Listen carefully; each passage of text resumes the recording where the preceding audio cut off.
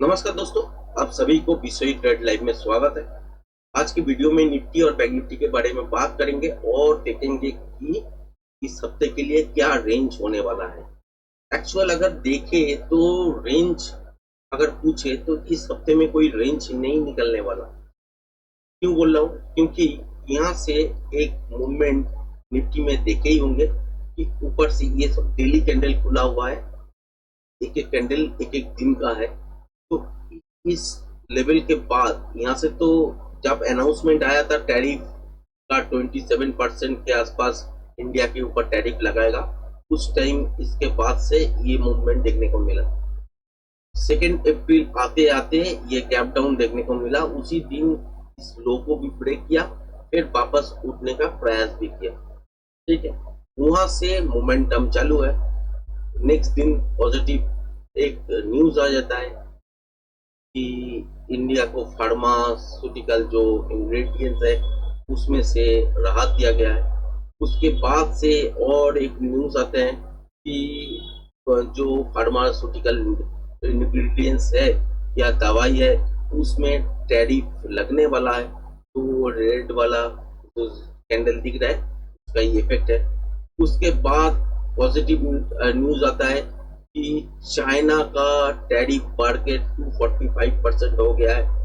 तो वो इंडिया के लिए अच्छा है क्योंकि ट्रेड बढ़ेगा अमेरिका के साथ, इसीलिए बहुत पॉजिटिव मूवमेंट चालू हो गया। तो ये सब न्यूज बेस्ड मूव है। निफ्टी में भी देखे और बैंक निफ्टी में भी ऐसा ही हुआ।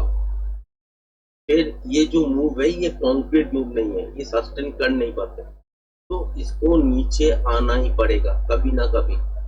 फिलहाल अभी तो यहाँ तक है। अगर पॉजिटिव न्यूज आ जाता है कुछ तो इस लेवल को अगर ब्रेक करते हैं 24,350, इसको ब्रेक करने के बाद अगर सस्टेन हो जाता है तो बड़ा मूवमेंट अब देखने वाले हैं कि जो यहाँ पे जो स्विंग हाई है इसको देख देख के आप ट्रेड देख सकते हैं, दे सकते भी है।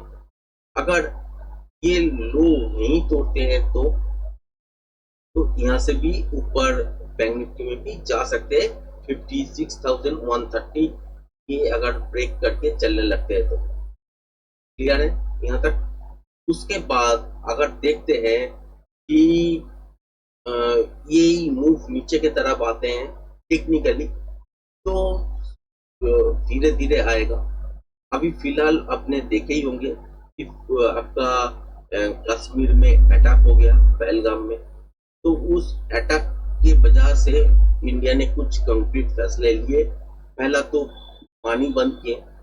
तो पानी तो मतलब कि रात भर से ही कल से ही बंद हो जाएगा ऐसा कुछ नहीं है।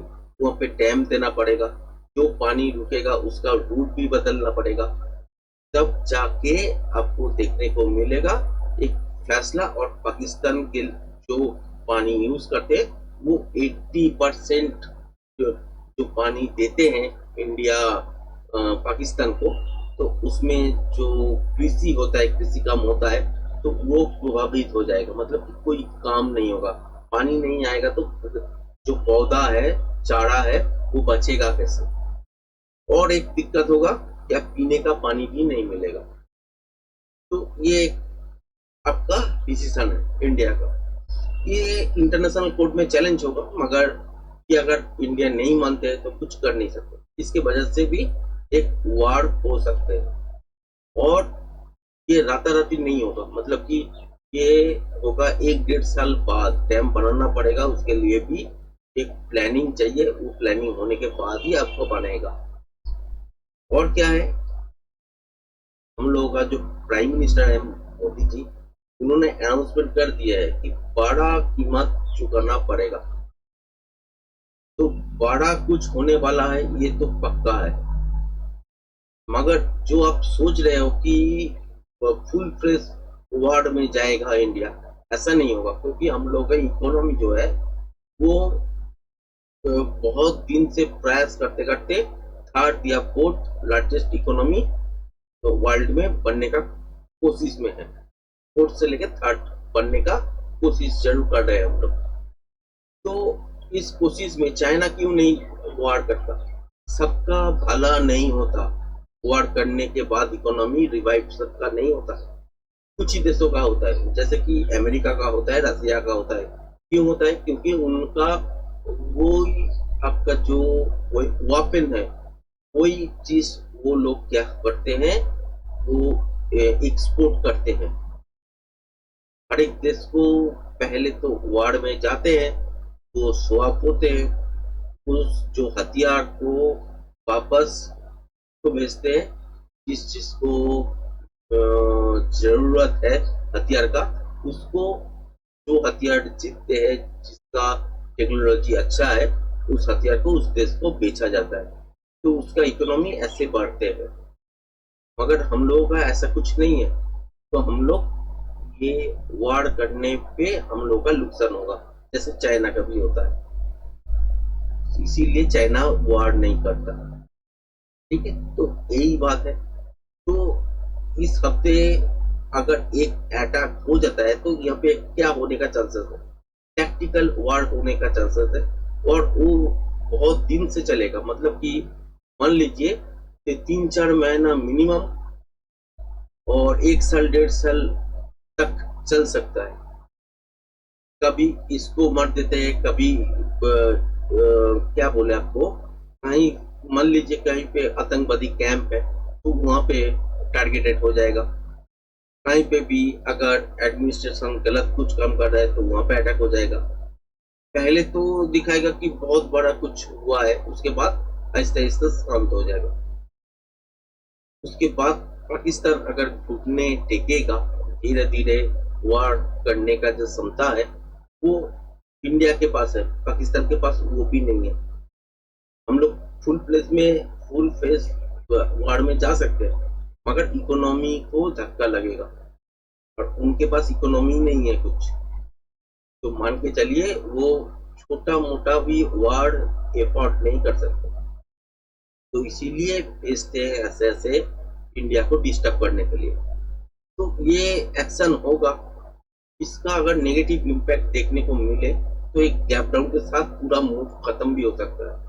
तो कैसे रिएक्शन आते हैं उसके ऊपर डिपेंड करेगा इस हफ्ते, जब तक कोई ना कोई कॉन्क्रीट डिसीजन नहीं आ जाता।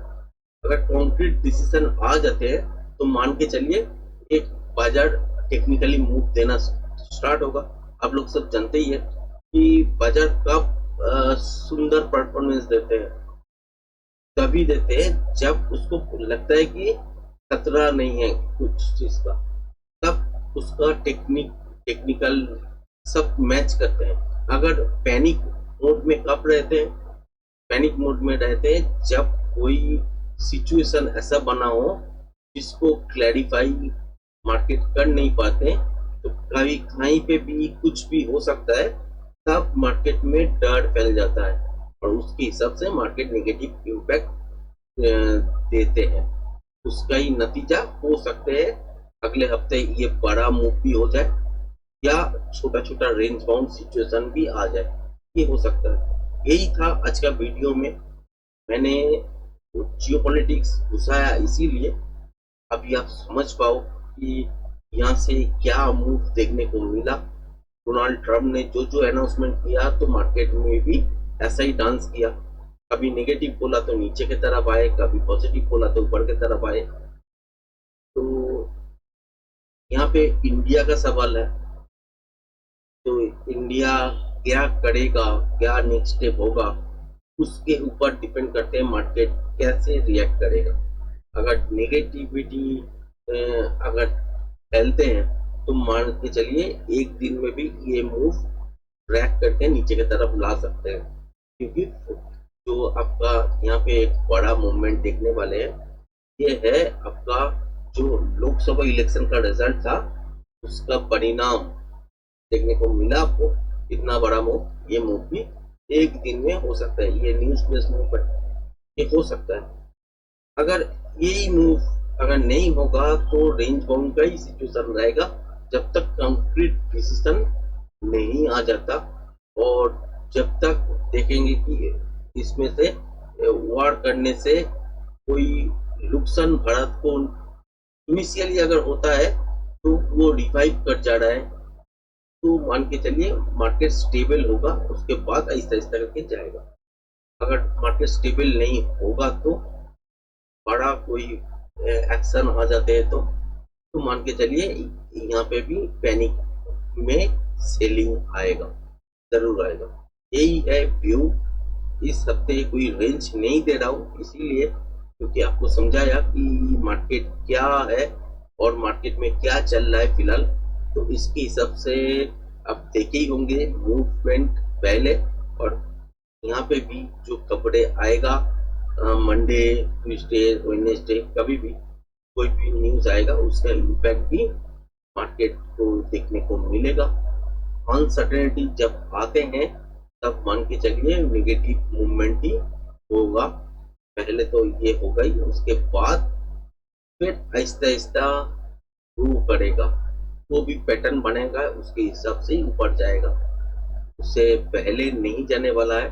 और जब तक न्यूज नहीं आते हैं डर डर के मार्केट रहेगा, रेंज बाउंड टाइप का सिचुएशन बनाएगा। तो कभी भी अगर मार्केट में कोई बहुत बढ़िया पैटर्न देखने को मिले इस हफ्ते तो मैं तुरंत लाइव आके आपके साथ शेयर करूंगा जरूर। और इस हफ्ते रेंज आप लोगों को नहीं दे पा रहा हूँ क्योंकि मार्केट में सिक्योरिटी नहीं है, अनसिक्योर है अभी मार्केट, तो इसीलिए रेंज आपके साथ शेयर नहीं कर रहा हूँ। फिलहाल यही बोल रहा हूँ कि यहाँ पे बैंक निफ्टी में अगर देखें तो 56,000 के ऊपर आप एक नया मूव, नया हाई, लाइव हाई देख सकते हैं। निफ्टी में 24,350 के ऊपर अगर सस्टेन होता है तो एक बड़ा मूवमेंट ऊपर की साइड हो सकता है। तो यही व्यू था। तो आज का वीडियो यहीं से खत्म करते हैं। धन्यवाद।